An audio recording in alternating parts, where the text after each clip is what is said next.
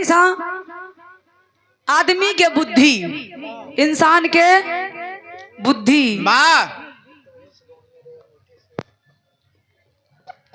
बुद्धि का करवावे। अब गुरुजी तो नहीं सा स्वर देके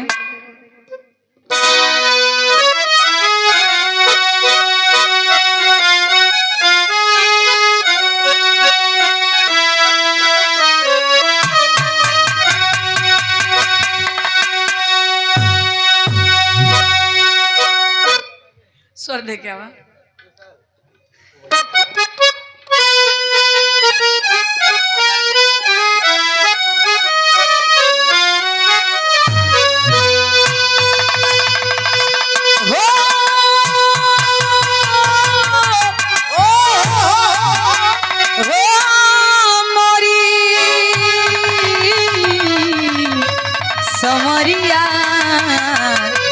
भोले बाबा जोगिया हो राम।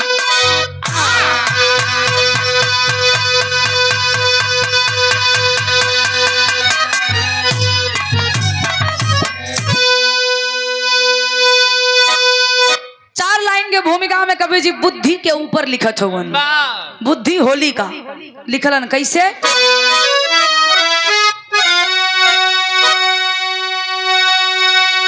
सब कुछ विफल हो तब बुद्धि के आगे,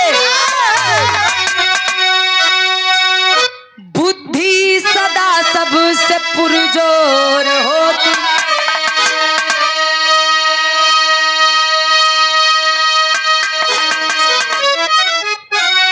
बुद्धि ही जीवन को अनुकूल रखती, बुद्धि बिना दुनिया सुनसान हो।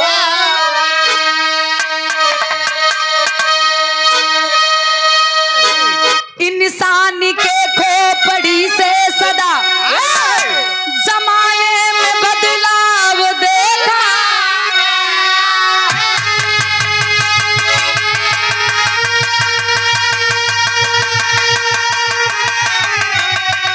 हर ज्योति गया है अकल का अजूबा, भाषा में भाषा को देखा गया।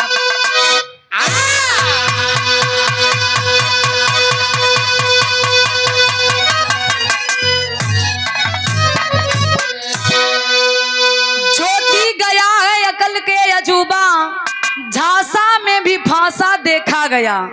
लेकिन एक लाइन गजल के टुकड़ा बा गुरुजी कैसे?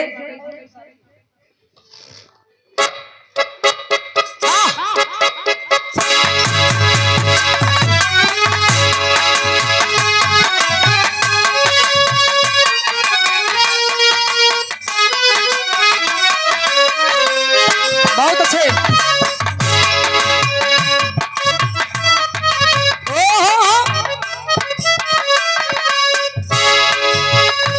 ऐ मुसाफिर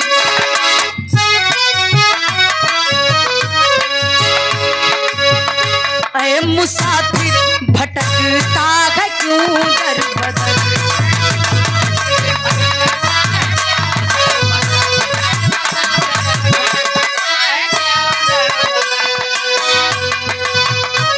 मुसाफिर भटकता है क्यों दर बदर, दोनों आलम के रहबर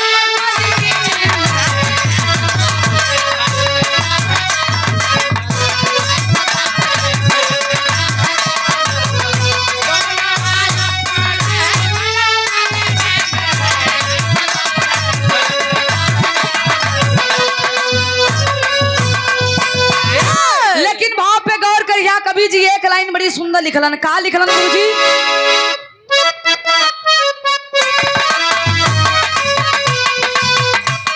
यह लिखत हुवन, जिस दिए में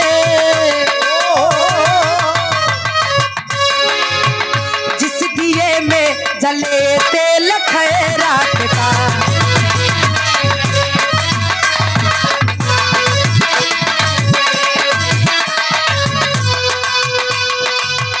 जिस दिए में जले तेल खैरात का, उस दिए का उजाला नहीं चाहिए।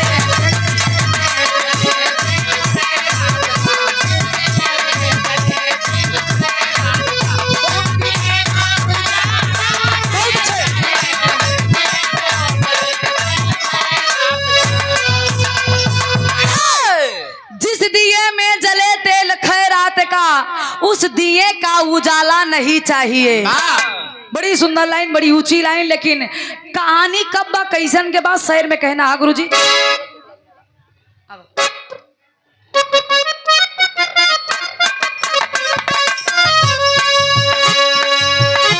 कहानी कब कैसन बा। रज यमराज का जो यमपुर कहा जाता है,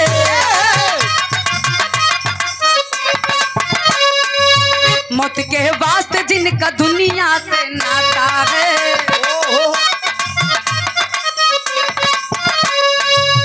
राज यमराज जो यमपुर कहा जाता है, मौत के वास्ते जिनका दुनिया में नाता है। लेकिन कहना पड़ा आगे,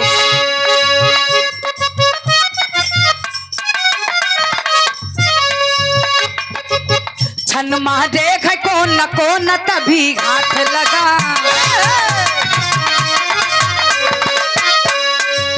देखे है पृष्ठ तब यमराज जी कमाल किया।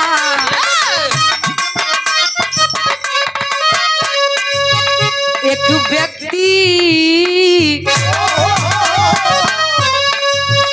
व्यक्ति जो भी 7 दिन से जिंदा है, समय पे मरा नहीं होगी बड़ी निंदा है।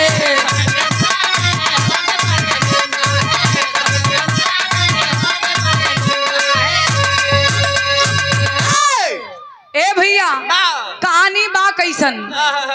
यमलोक में यमपुर के राजा जेकर नाम यमराज कहल जाला, जेकर मौत के राजा है, मौत से वास्ता है। लोग कहीं तो जिंदगी लागत वो खत्म होए वाली बा। यमराज बा धइले हुआ। हाँ यमराज सपनवा में आवत हुआ।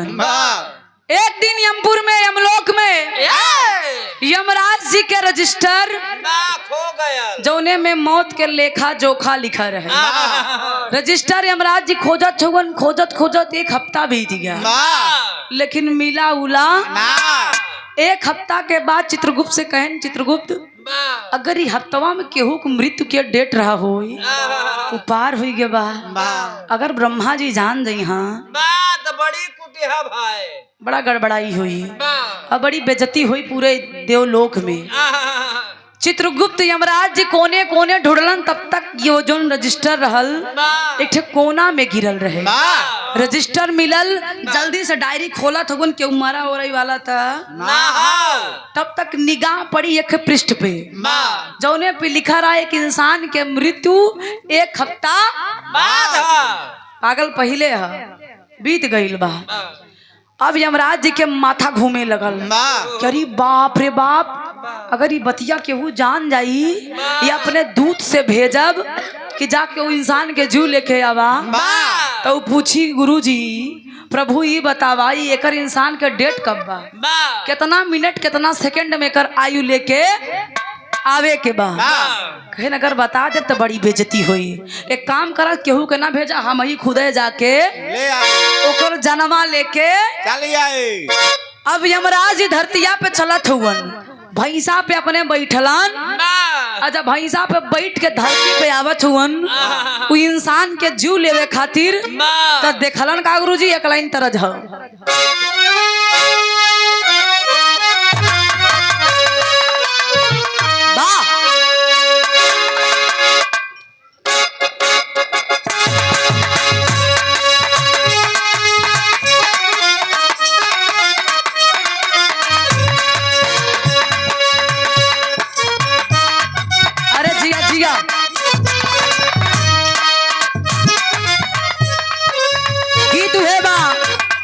यही कुंभ नगरी में, संगम की नगरी में, कोनो लड़का मोनालिसा जैसे लड़की के पीछे पागल बा।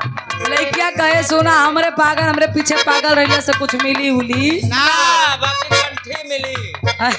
लड़का कहे कुछ ना कुछ तो मिलवे करी, हम माना बोना पहले बा। का कहलस,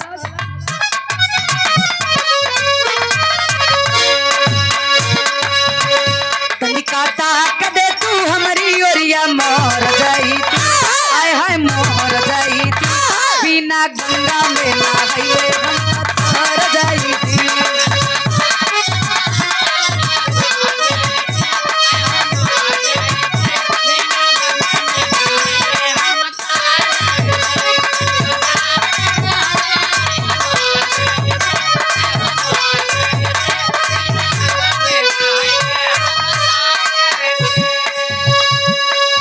लेकिन यमराज जी एक मिनट के देरी ना लगौलन, अपन भैंसा सवारी पे सवारी कैलन और जल्दी से मृतलोक में आवत हुवन।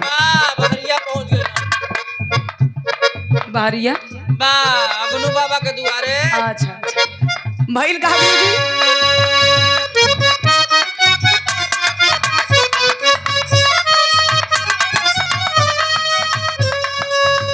हाफत मृता लोकावा में आई गई, हाय हाय आई गई, बैठा दुआरा पे आदमी बैठाई गई।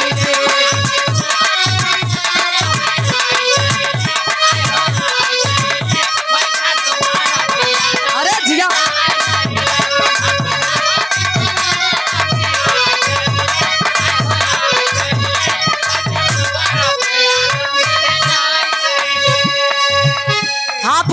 जब दुआरी पे उलन तो जौने आदमी के जीव लेवे खातिर यमराज जी आइल रहलन, वो एकदम सब बढ़िया से कुर्सी लगौले, काजू बादाम दूध के नाश्ता करत था। यमराज जी भैंसा से उतरलन और अपन धाक जमावत हन। कैसे? अच्छा कहलन का हाल चाल पूछाई लेलनु। अरे भाई पहुंचा तक आई के बता सो के बताओ मास्टर साहब बतौलन। अच्छा पूछा तो कैसे?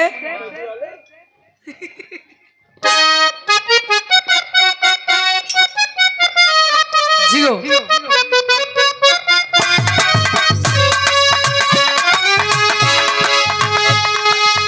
भैंसा से उतरी के जमावे लागे,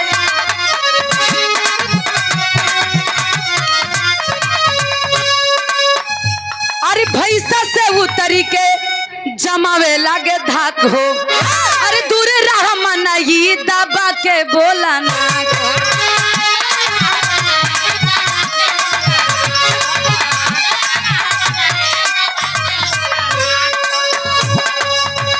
भाटा भारत भैया, भाटा भारत भैया देख के लजाई गई, होला जाई गई, बैठा दुआरा पे आदमी भेटाई गई।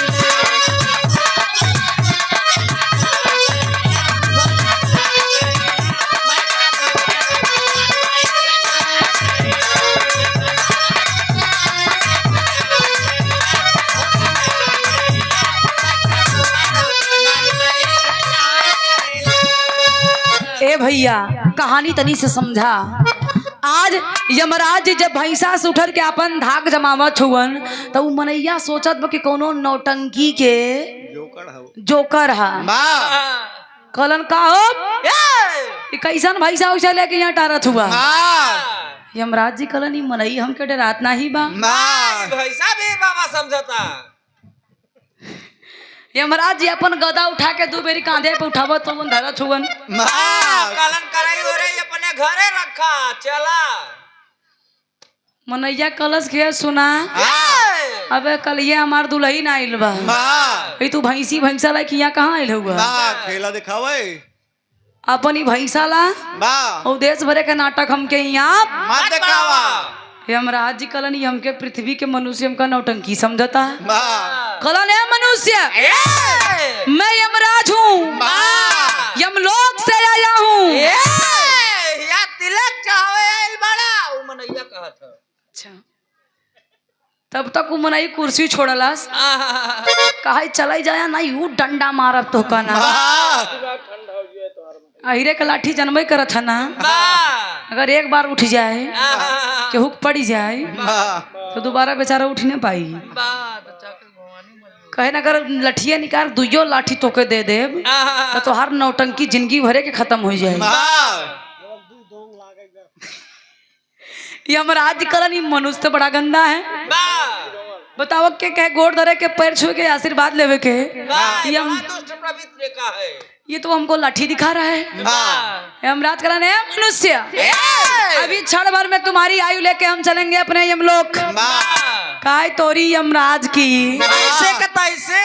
कहो तोरे समझ में नहीं आवता, तू हमारा आयु ले बा रुका 2 मिनट तोरे आयु अब हम निकाला थी। वाह, तब तक यमराज जी कहन कुछ न कुछ माया देखवई के पड़ी। ई मनुष्य मानी ओनी ना यमराज जी अपन शक्ति लगौलन 2 बेरी अपन गदवा धरतिया पे पटाला और जब धरती पे गदा पटकलन तो धरतिया थर थर थर थर कांपे लगल। मनैया बेचारा उल्टे पलटे लगल। कहे को सच्चो के तू यमराज हुआ? वाह, मर्दवा तो है झूठ के लागा था।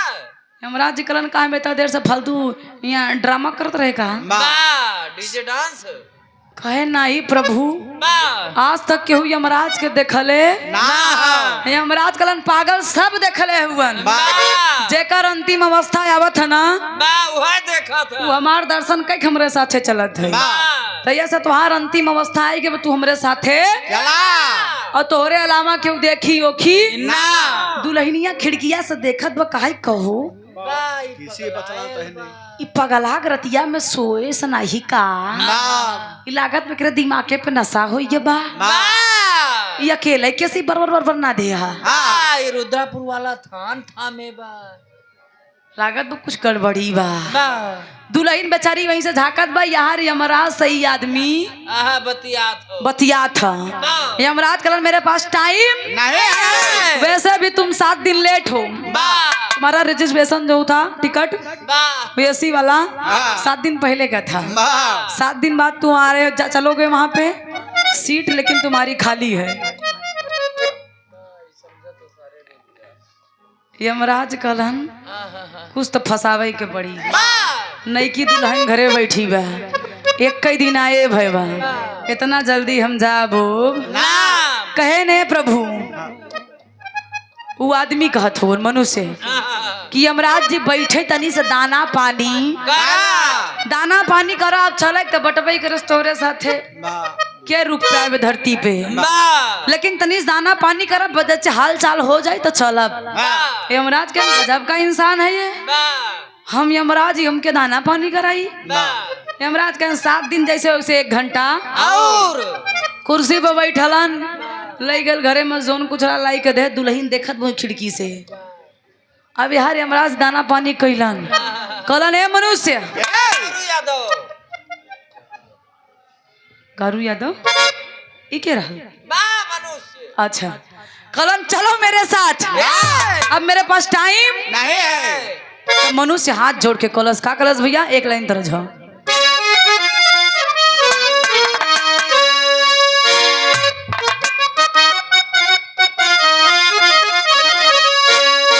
मोरे पीछे बाहरवा सोनार का दुकानिया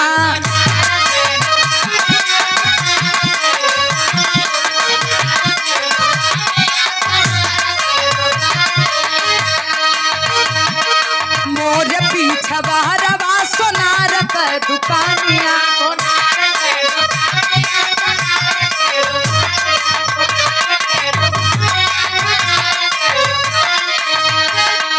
नाथिया गढ़ाल 3 पातियान के झूलनी गढ़ाल 3 पातियान के बहरा नीक लागे गीत यावरातियान के बहरा नीक लागे गीत आहे रे नियान के। ई बहुत खतरनाक इंसान है। 2 दिन अपने बिरादरी में रह के आया है ना। हाँ चाय भी नहीं पाया था साला। वो छेना वाला चाय लेके आया था। वाह सुधर जाई अहिरे बिरादरी माइल हुआ। वाह, उस दिन फेंक दिया था साला, चाय नहीं पिया था। अहिर बिरादरी जान तो जब अगर एकदम अपने पे आ जाई है ना। बहुत बहुत रही जात होते भाई। अरे राम साला ओवर बोल रहा है। तो को कैसे पता? हाँ इनकर बुद्धि 12 बजे खुलत भाई। हाँ वाह साले, तुमको पता होना चाहिए जब से जोगी बाबा बैठे हैं 12 घंटा 24 घंटा खुली रहती है। वाह चलो छेना वाला चाय मत समझिए। वाह यहाँ शुद्ध दूधे का चाय मिलत है। वाह हाँ माठा नहीं में जाए मिले दे भाई जाए जाए सुधर जांच के बाद यही बिरादरी है होश में रहिए। ए भैया लेकिन यार होत का बा यमराज जी से वो मनुष्य कलन का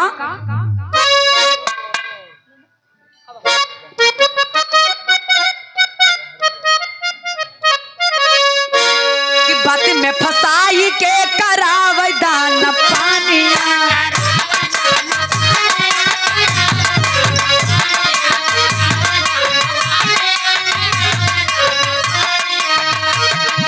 बात में फसाई के करावे दान पानिया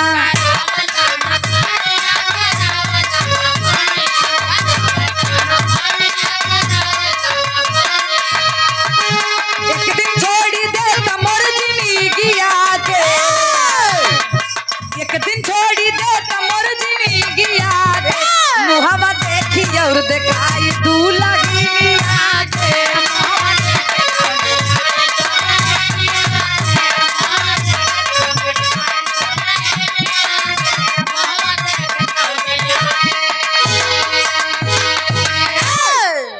कलन की है प्रभु हमार बात सुना जैसे 7 दिन क्यों ना जान पाए वैसे एक दिन और अगर 7 दिन पहले ना ले गया तो एक दिन खातिर हमरे जिंदगी के छोड़ दा यमराज कहलन कि इतना साल का तोर उम्र होइगा इतना साल में तू कुछ नहीं कह पाया आ एक दिन में का कैले बा एक दिन में बहुत कैले बे महाराज हमार गोल्डन नाइट है आज खलन है स्वामी गोल्डन नाइट वाह गोल्डन नाइट मतलब रात सुहाग रात सुहाग रात नहीं हो सकत ए भैया यमराज जी कलन का करवा कलन की एक दिन में मार दुल्हन आए भबा कम से कम अपने दुल्हनिया के समझाई बुझाई दे अब एक दिन बाद अगर हम तुलिया के हमका चला जाबा तो दुल्हनी के ऊपर हमरे का बीते आप ही सोचा ए महाराज जैसे 7 दिन वैसे एक दिन छोड़ दा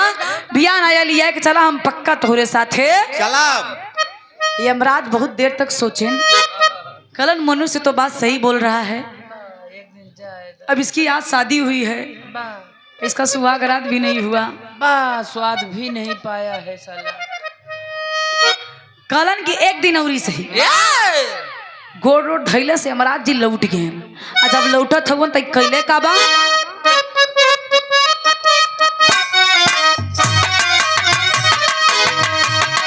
लौटे खाइए महाराज एक दिन करारी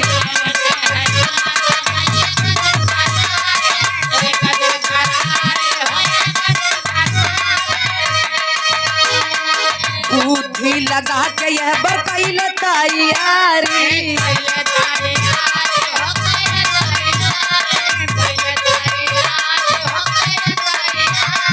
गुनवा याद सुनी ले त दुनिया के गुनवा याद सुनी ले त दुनिया के मुहवा देखी और देखाई तू लगिनिया के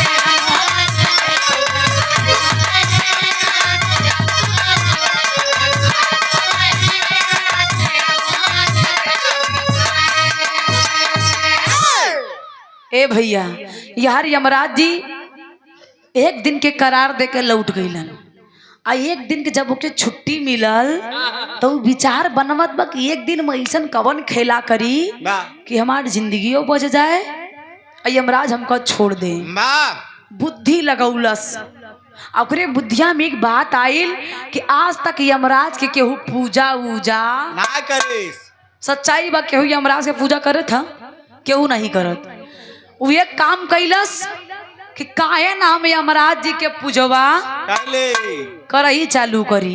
अब देखा मूर्ति उर्ति तो उनकर कहीं नहीं मिलत रहल वो बुद्धि लगौलस एक दिन के टाइम बा साँझ हो गईल अब विचार करके एक बगले वाली कोठरी में चला गया अब दुल्हन पूरी पकवान बनाई के जोहत बा कि कब हमरे वो आमाए कब आमे त कब हम तनी से बोली बतियाई रात बीत जात बा लेकिन मर्द आवे के तैयार ना दुल्हन बेचारी बड़े टेंशन में बहरे निकल के आई राती में आ देखत बो तो कोठरी में बरबर बरबर बरबर बरबर नाधे हुनी दरवाजा खोलस खोलस का हो कैसा नहीं बैठल हुआ बा कौनो बात हो भइल का हाँ मरद के तू का करे यहाँ चलाइलू जा चुपचाप सोवा सवेरे हम बतियाई तोरा से दुल्हनिया कहे ए स्वामी लागत बा हमरा से कोनो गलती हो गई का काहे नहीं चलत हुआ घर में बतावा कौन हमसे गलती भइल बा कलन सुना अगर अयास तोरे साथे हम चला जाब बा तो जिंदगी भर कबो हमार चेहरा ना देखो दुल्हनिया का ऐसन बात अशुभ बात मत बोला आहा, काहे के बोलत हुआ बा कवन गलती भइल बा है कलन कोनो गलती ना भइल तू चुपचाप जा हमके राती में छोड़ दा बा बयान बताई कौन गलती भइल बा आ काहे हम नहीं आवत हई बा रात बीत के सबेर होई गया आ जब सबेर भा त यार एक करत का होन गुरुजी तेरी में कहना पड़ा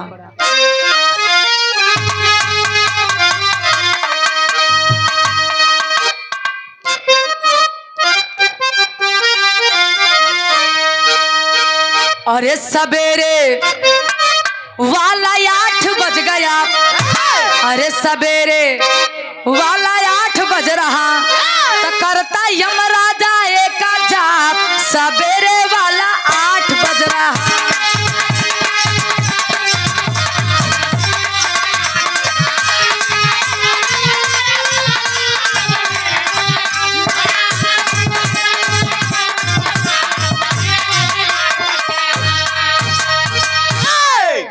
ए भैया भोरे के टाइम बा सवेरे सवेरे 8 बजत रहल वही 8 बजे सवेरे में राती भरे मूर्ति बना के यमराज जी के तैयार कर दिलस आ जब मूर्ति बना के तैयार कैलस तो हाथ जोड़ के वो मूर्तिया के सामने लगा यमराजाए के ओम यमराजाए नमः ओम यमराजाए नामा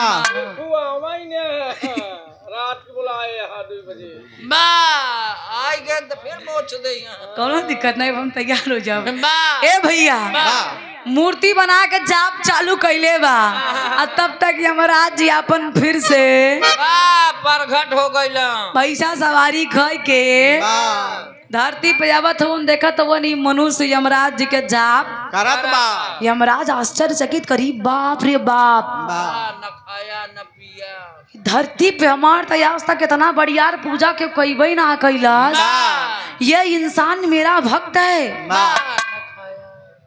और न खाया है बा न न पिया पिया है है। इतने ठेका खुले हैं रे राम एंकर तो वही हाल बा बा मोची के निगाह जूता पे हाँ तनकर निगाह उहे पे बा बा यमराज जी सोचत हुवन बा कि को इतना बड़ा भक्त धरती पे हमार बा बा और इकर हम जान लेवे आइल है यमराज जी बैठ के पीछे से सुनता ना धीरे से देखत बा कि यमराज जी आई ना तब तो अपन पूजा और तेजी तगड़ा कर दी। कर दे लगाई अगरबत्ती 4-5 ठसो लगावे एकदम एक हाथे में अगरबत्ती एक हाथे में धूप एकदम तिया भगभगाए के जरत बा बा और उठाई के नाम नालेत बा यमराज जी सोचत हुन का गुरुजी एक लाइन तरज है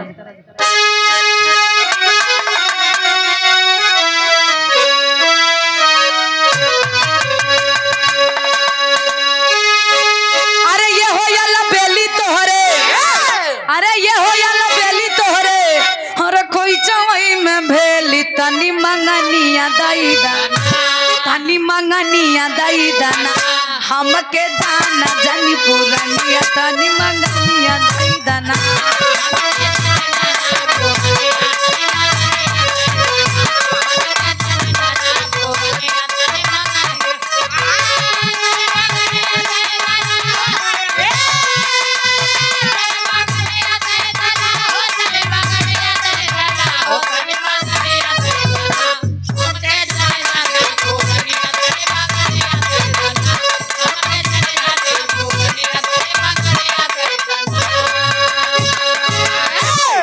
यमराज जी कलन की है मनुष्य मैं तुम्हारी पूजा से सफल प्रसन्न हो गया ये तुम्हारी पूजा सफल हो गई तुम हमारे साथ चलने वाले हो लेकिन मैं तुम्हारे पूजा से प्रसन्न होके मैं तुम्हें कुछ वरदान देना चाहती हूँ बा धीरे से असल कहे हम तो ये चाहते ही रहे कहा ये महाराज हमके बचन का देबा हमका तो अपने साथे लेके चलत हुआ बा यमराज जी कलन नहीं तुम्हारी एक बीबी है घर परिवार है माता पिता है उनके लिए तुम कुछ भी मांग सकते हो। बा मांग लो जो मांगना है, मैं तुम्हारी पूजा से प्रसन्न हूँ बेटा।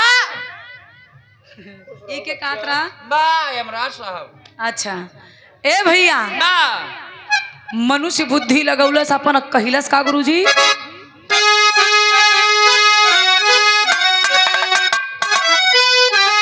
अरे ये हो महाराजा, ये हो महाराजा दुनिया, अरे कहे यमराज तनी बचनिया दई धना, तनी बचनिया दई धना, तो हबई मांग हम मंगनिया, तनी बचनिया दई धना।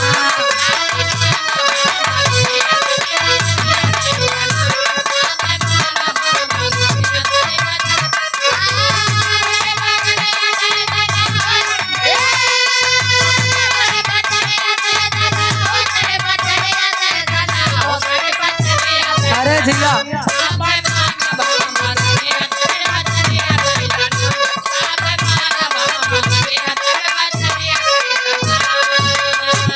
काई हमका बचन दा कि जोन हम मांगब तू पूरा करबा। कहन मांगला काहे 3 वचन मांगब जान लिहा। बा यमराज जी कहन मांगा तोरे पूजा से प्रसन्न है, कहा ऐसे नहीं, पहले तिरवाचा तब हम जानब तू हमका देबा नहीं तो तू नहीं आऊ सकत था। बा यमराज जी कहन ठीक बा जोन मंगबा दूंगा। हम दे खातिर तैयार बनी। तिरवाचा में बधाई तब मांगा था का मंगलन,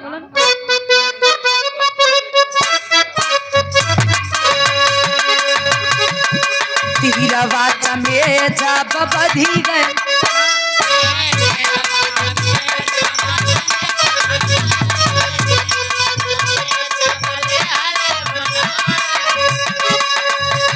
तिरवाचा में जब बधी गईले यमराज हो, अरे बुद्धि लगा के यापन काइले बकाज हो।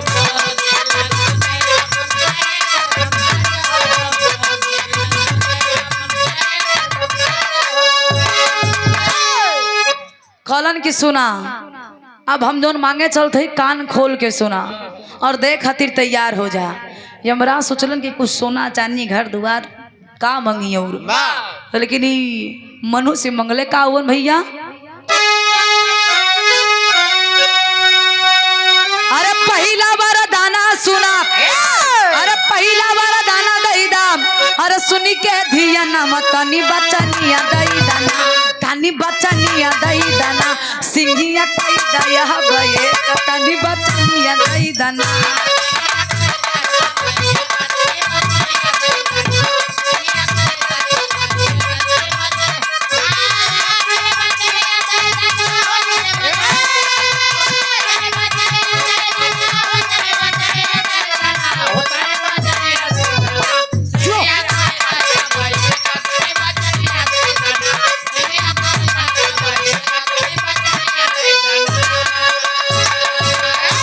ए भैया खलस के 3 वचन देबा। यमराज जी कलन एकदम, कलन पहला वरदान दा, पहला वरदान वो मनुष्य यमराज से मांगा था कि जोन तुम्हारी भैसा बा, बा ई भैसा के जोन 2 सिंह बा, बा तू- एक हो जाओ।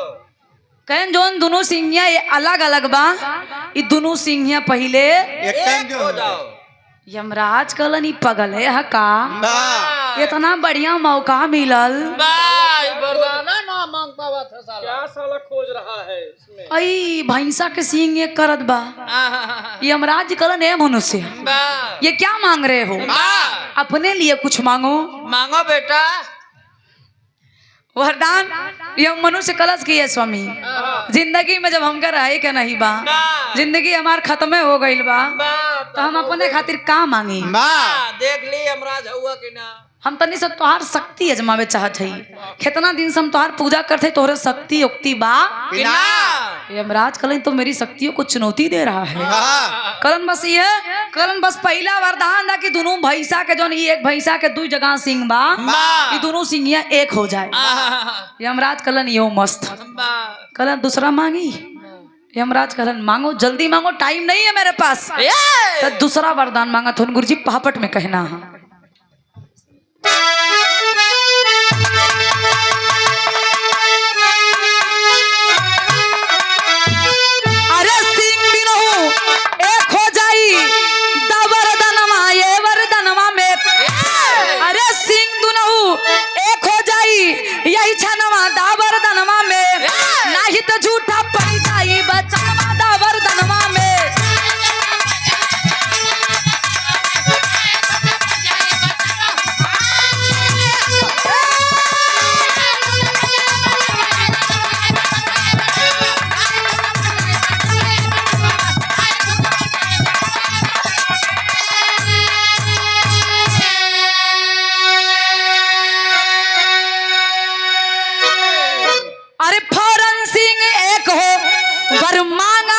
दूजा, अरे इसी सिंह पर आप विराजो। इतनी बतिया जब कहलस, अरे बाप रे बाप, यमराज का पसीना छूटे लगल। जैसे पहला वरदान देलन कि इसी क्षण इसी समय जल्दी से दोनों सिंह एक हो जाओ। भाई सब दो जगह सिंह एक जगह हुई है। कहा ये प्रभु दूसरा मांग ले, कहन मांगा, कहा जितना जल्दी हो जाए ही सिंह अब चढ़ के बैठ जा। यमराज कहलन मनुष्य तो बड़ा गड़बड़ है, कहो इतनी नुकीली नुकीली सूंग और वो सिंह वो दूठे एक हो बा, अब करे ऊपर बैठी। कहे ने मनुष्य इसके अलावा कुछ भी मांग लो, मांगो जल्दी दूसरा वरदान। मजाक करने का मेरे पास समय नहीं, नहीं प्रभु, इतना दिन तो हम माटी के मूर्ति के पूजा करे, आज हमारा अंतिम पूजा है। देखा अगरबत्ती धूप कपूर घिया के बाती एकदम बना के तैयार करे है। हम चाहते हैं कि आप ही सिंहिया बैठा और हम आपके आरती उरती उतार के हम चली आपके साथ है। यमराज जी कहे नहीं तो बड़ा गंदा फंसा है, कहे न अरे इंसान ये सिंह बैठने लायक नहीं है। कहे नहीं यमराज आप तो भगवान है, वो सिंह चाहे था बैठ जा। यमराज जी पसीना छूटत वो कहे अगर ना बैठबा ना बात वचन झूठी चली तब आपके वचन झूठी हो जाए तो आपके पास शक्ति भक्ति ना। तो आज के बात मत कहिया कि हम सबसे बड़ा भाई हमारे पास शक्ति बा कौनो। यमराज कहे अगर आज ना बैठब तो हमार जानला जग हसाई हुई। यमराज जी जल्दी सु सिंहिया पर बैठे और जब सिंही पे बैठे बाप रे बाप, दूसर का बोलो बस, बड़ा दर्द हो रहा है। कहने मनुष्य जगह बहुत सही बैठा दे हाँ, लेकिन तकलीफ बहुत ज्यादा, जल्दी तीसर का मांगा हम उतरी ये पेपर से। कहे प्रभु बैठ गया, बड़ा नीला लगता लगा भाई सब मुड़ी हिलावे। कहे इतना निक लागत कि धरती बाज हमार जानला सारी इच्छा पूर्ण हो गई। कहे जल्दी से पूजा करो, मन गड़बड़ात बा। यमराज कहन जल्दी जल्दी करा, कहा ये भाई तीसर का बाकी न बा, तीसर का मांगत कावन भैया आधा में कहना हम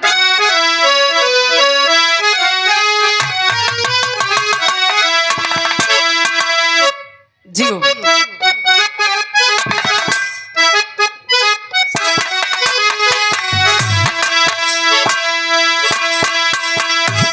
कि बात भी न समझे,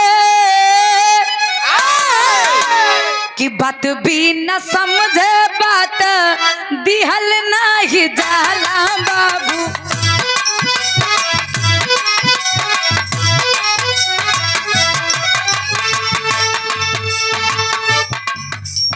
घटी जाला दुनिया में मानव के ईमान,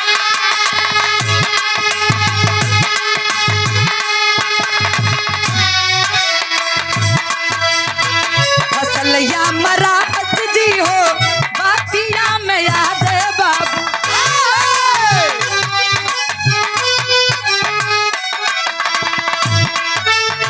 मांगा है जावन नाही कौनो के घोजा,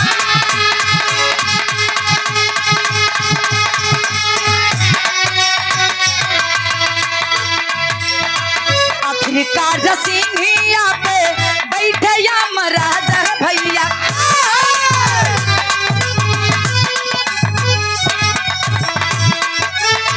घूस पीछे बाड़ावा में तड़पे तब पारा,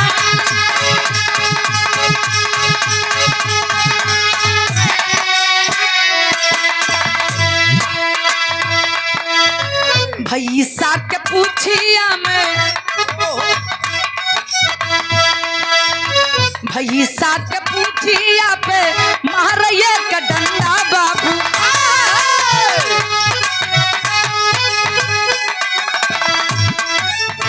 जोर से हिलाया तब तड़पेला,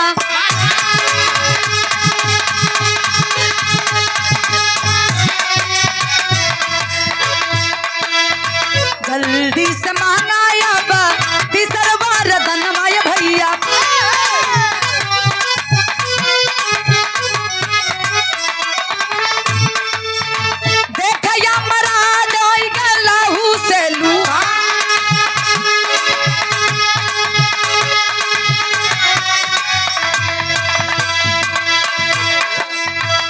बने जगह पे दोनों सिंहिया ये कहोई बाबू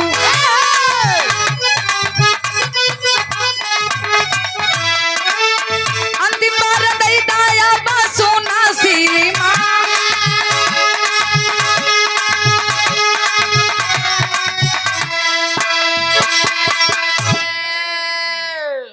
यमराज जब बैठ गलन तो भैंसा मोड़ नीचे कैल है मनु से कहा मजा नहीं आवत बा तब तक पीछे से एक डंडा धरे रहा और वहीं पूछिए पे मरला से एक डंडा और जब पूछी पे मरलस तो भैंसा के पूछ हार भार होए लगल कला सब वो बात नहीं बनी और धीरे से ले आए के मुहना में भैंसा के छुबौलस जब लाठी से मुँहे में भैंसा के छुलस तो भैंसा लखे लगल आसमान और जब भैंसा आसमान लखे लगल तो यमराज जी के दशा खराब होत बा यार यमराज जी के एकदम ना लहू लुहान यमराज जी कहन अबे कम ठीक रहा दोनों ठीक करते हैं तू कहन जल्दी से तीसरा मांगा नहीं तो धरती है पूरी लाल लाल हो जाए कैसा भक्त है साला यमराज तो सोचते हैं कि धरती पे पहली बार कोनो भक्त के पाला और न सो के हम एक भक्ति युक्ति देखे लिया चला गा हो तक काहे की दशा हमार होत यमराज कलन की वत्स आप बहुत अच्छे भक्त हो लेकिन जल्दी से हमार पूजवा करो तीसर का वरदान मांगा कहे ने प्रभु भैंसवा का मुहना थोड़ा सा ना गड़बड़ाई गया प्रभु कहता तो तनी से कर सफाई वफाई कर दे यमराज कहना ना बहुत बढ़िया बा सफाई मत करना तो है पूरा मामले गड़बड़ हो जाए कहे अच्छा प्रभु तीसरा वरदान दे दा तीसरा वरदान ये है दा जोन सिंहिया एक भैया इस सिंहिया अपने अपने जगह हो जाए अभी यमराज जी बड़े चक्कर में कि साला फंसा दिया है कलन को हो का मांगत हुआ कलन प्रभु बस जल्दी से कराओ हमका लिया के चला अब यमराज जी सोचत हो बात समझ में नहीं आवता कलन अब करी त करी का कहने बस कोनो और वरदान मांगला जल्दी समय पे सुतरब काहे बस यही दइंदा ये दोनों सिंहिया एक जगह हो जाओ ना तो तिरवाचा तोड़ा ना तो अपन जो तिरवाचा बधौले हुआ ये सब झंझट तोड़ा कि बता दे हमारे पास शक्ति उक्ति आई मूर्ति आज हम ना तो यमराज है हाँ ना तो हम यमराज है जी मूर्ति फूर्ति हम तोड़ डालब यमराज कहनी तो बड़ा गड़बड़ फसौले बा यमराज सोचत हुवन कैलन का गुरु जी खड़ी में कहना हाँ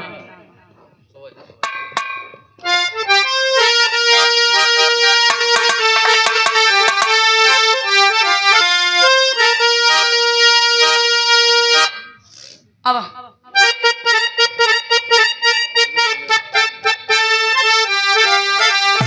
अरे पूरा करी कि छोड़ी अपन दिहला बतिया पूरा करी कि छोड़ी अपन दिहला बतिया सोचैया महाराज जी माराइल मती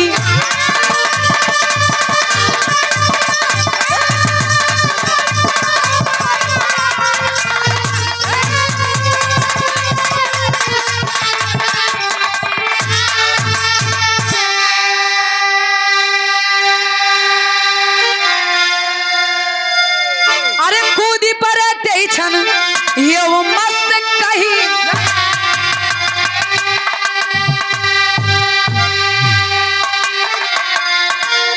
अरे घुसल बाटे सिंगिया हो जे कर गही के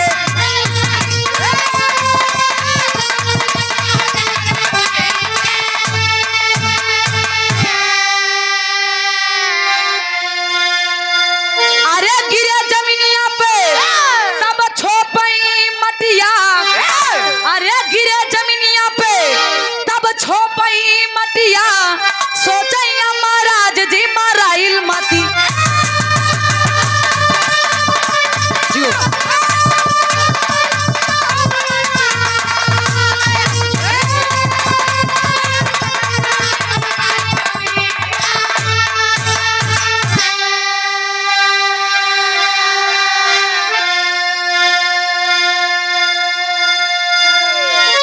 यमराज जी सोचत हुवन कि अगर हम ये वरदान ना दे तो हमार जग हसाई होई यमराज जी कलन यो मस्त अब दशा बेदशा में बदले वाली बा।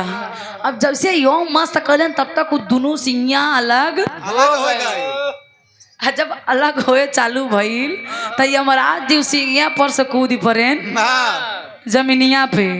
आ जमीन पे कूदला के बाद उनके दिमाग में आए कि जोन घाव बाबा बड़ियार ये घाव के इलाज का बा। और वह मटिया उठा के छोप में अपने घाव पे लगावा छुअन।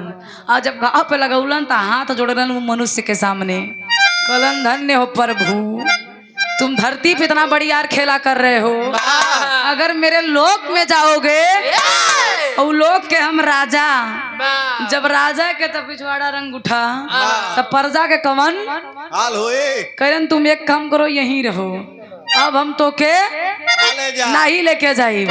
तो कहिलन का भैया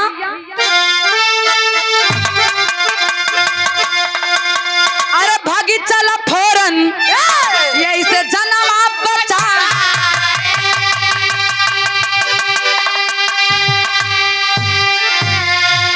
अरे यही से बुद्धि के होले गो बड़ाई।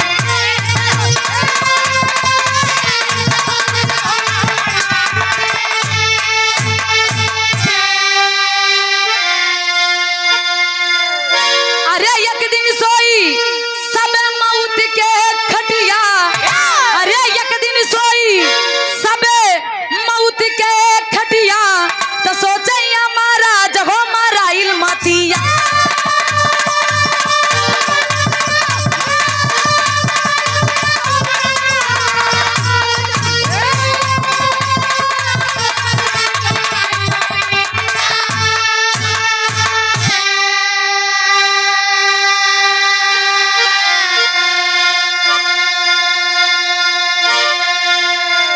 आखिरकार यमराज जी जैसे आयल ढलन वैसे लौट गईलन। यही से कहल गईल बा धरती पे बुद्धि के पूजा होला। इंसान अपने बुद्धि से चाहे तो बहुत कुछ कर सकेला, अगर ना चाही तो बहुत कुछ गंवा सकेला। आखिरी और अंतिम में कहना बा गुरुजी,